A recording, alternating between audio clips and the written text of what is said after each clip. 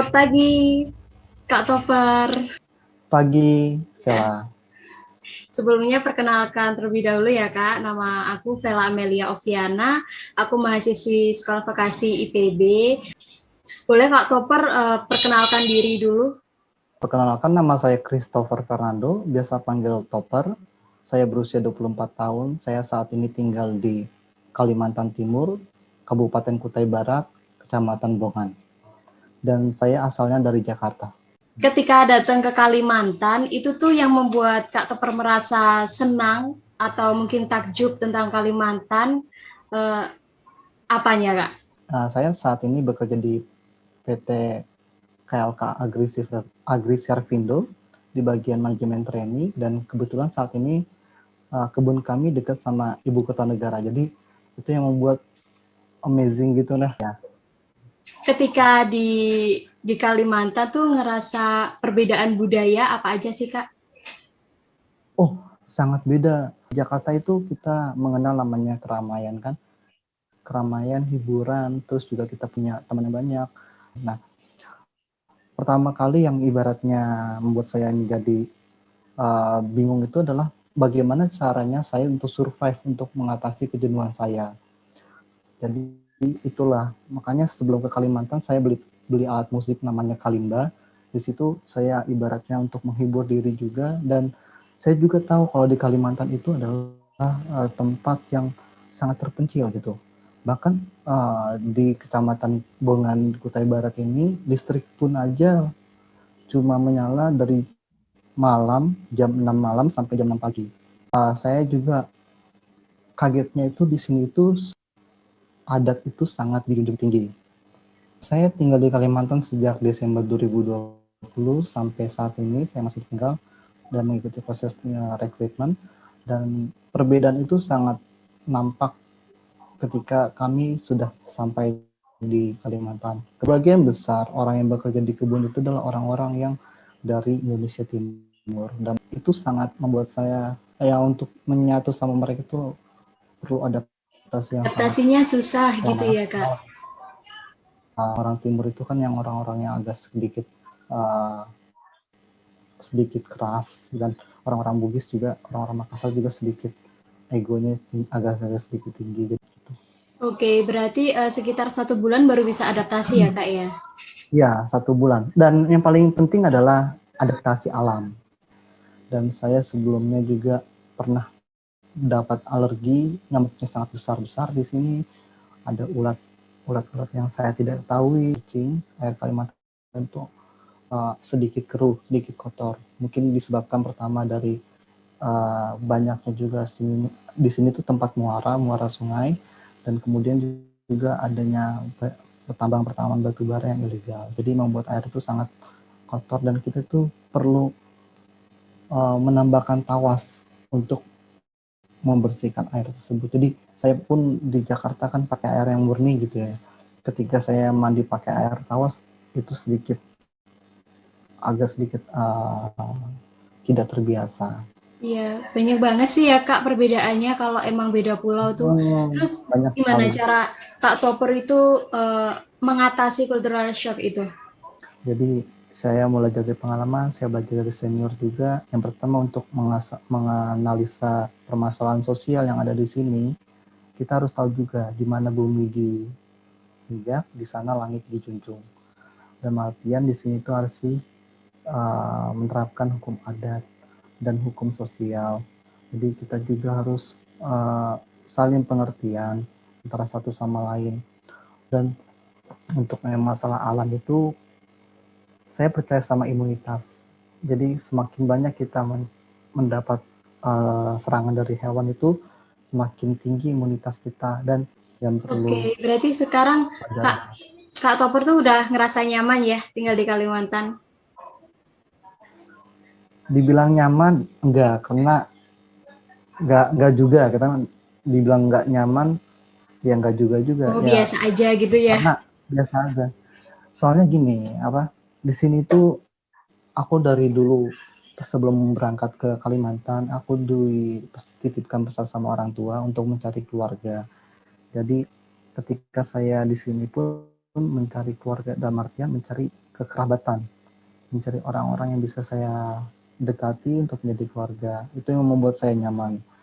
Tapi ada saatnya saya merasa jenuh ketika saya mendapatkan tekanan sangat besar, dan kebanyakan kebutuhan pokok yang ada di sini tuh rata-rata menengah ke atas. Jadi kayak misalnya contohnya bensin premium. Kalau kita di SPBU itu harganya sekitar 6.400 untuk yang premium ya. Kalau di sini di kebun itu sekitar 15.000. Terus tuh gimana cara Kak Topper ketika nanti balik ke Jakarta itu nggak ngerasa asing lagi?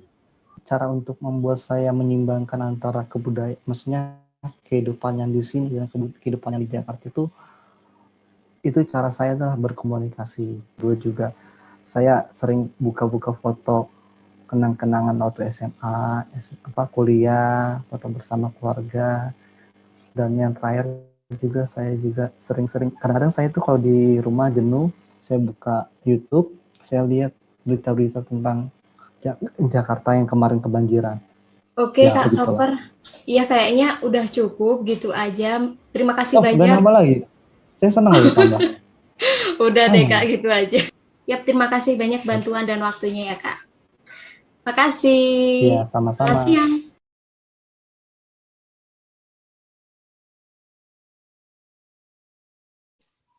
Assalamualaikum warahmatullahi wabarakatuh. Selamat siang Umi. Waalaikumsalam warahmatullahi wabarakatuh. Selamat siang, Vela. Hai semuanya. Ya, perkenalkan terlebih dahulu ya, Nama aku Vela Amelia Oviana, mahasiswi Sekolah Vokasi IPB. By the way, nanti topiknya seputar gegar budaya gitu ya. Oke, langsung aja. Umi boleh perkenalan diri terlebih dahulu? Oke, hai semuanya. Perkenalkan, nama aku Milatifa. Aku mahasiswi dari Universitas Diponegoro, jurusan Ilmu Politik Pemerintahan. Saat ini situasinya lagi di rumah aja sih, belum ke sana karena masih pandemi.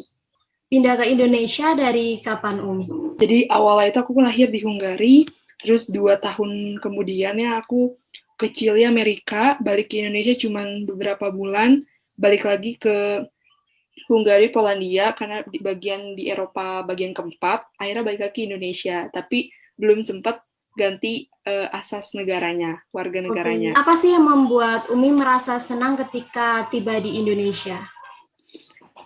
Jujur sebenarnya nothing special sih, karena aku juga lahir kan bukan di Indonesia gitu. Tapi yang paling penting aku senang ke Indonesia juga karena orang ramah. Terus ternyata sumber daya alamnya tuh begitu melimpah sih.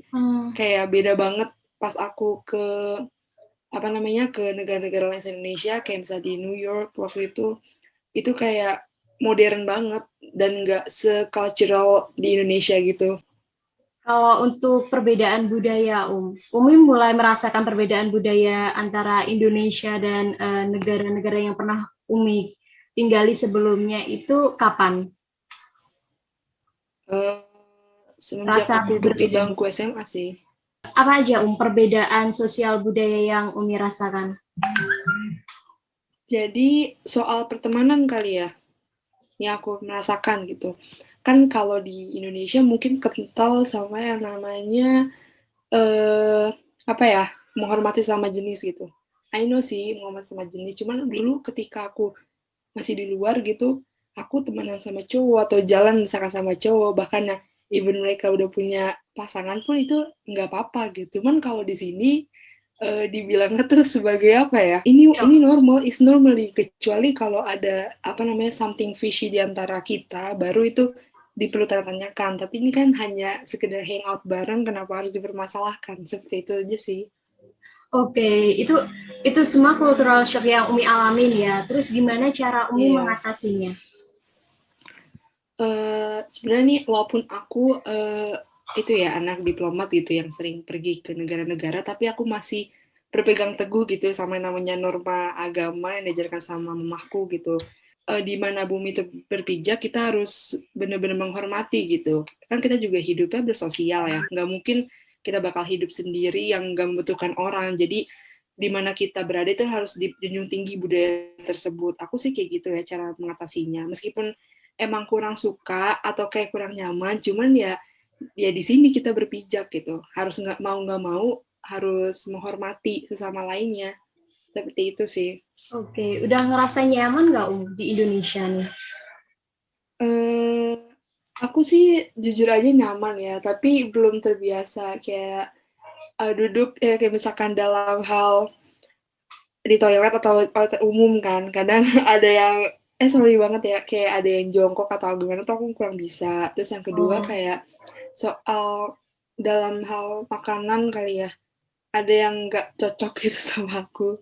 oke, berarti mulai merasa nyaman itu butuh waktu berapa lama buat adaptasi itu? Sejujurnya kalau dibilang nyaman gak nyaman, sebenarnya sampai sekarang sih aku masih terus beradaptasi gitu. Ya, tapi aku memegang teguh ini sih, kayak di mana kita berada ya itu harus dihormati gitu, yang harus dijunjung tinggi. Gimana cara Umi tuh biar budaya asal Umi itu yang awalnya itu nggak lupa gitu? Kalau misalkan kangen atau gimana suasana itu juga kadang aku bikin makanannya, itu terutama aku selalu bikin makanan kayak dulu di apa namanya di Amerika tuh aku selalu kayak aku mau nyoba ini deh kayak bacon atau gimana coba gitu bikin gitu. Terus yang kedua aku tuh selalu masih tetap keep in touch sama teman-teman yang di sana, kayak nanti aku kalau bisa Skype sama dia, kalau nggak video call gitu pasti aku selalu nunjukin kayak coba dong lihat sekitar kalian lagi gimana gitu. Terus yang ketiga aku selalu apa ya mencobanya di sini gitu, membawa ke sini. Kayak misalkan aku kan biasanya kalau misalkan ada perayaan apa gitu kan, kalau di sana kayak ada Happy Easter atau apa, itu aku selalu ngadain gitu. Apalagi masih ada temen aku juga yang ini kan, jadi yaudah kita masih tetap ngadain gitu. Oke, berarti itu ya cara-cara Umi biar menjaga keseimbangan dua budaya itu tadi. Iya, betul banget. Ya, oke Umi. Sepertinya cukup itu aja informasi yang Umi berikan udah sangat banyak yang aku dapetin.